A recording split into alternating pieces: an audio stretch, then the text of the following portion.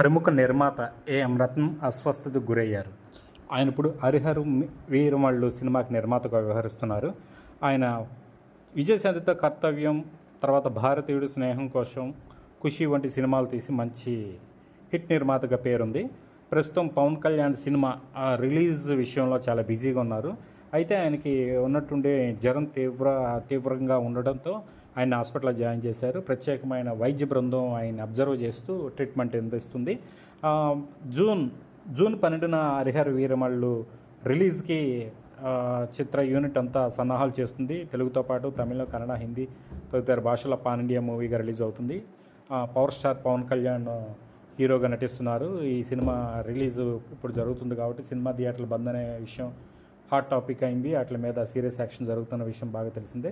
అయితే ఇది మంచి ప్రమోషన్స్ చేసి బాగా రిలీజ్ చేస్తూ హడావుడి జరుగుతున్న నేపథ్యంలో సడన్గా ఆయన హాస్పిటల్లో జాయిన్ అవ్వడం మాత్రం కొంచెం చిత్ర యూనిట్ టెన్షన్ పడుతుంది.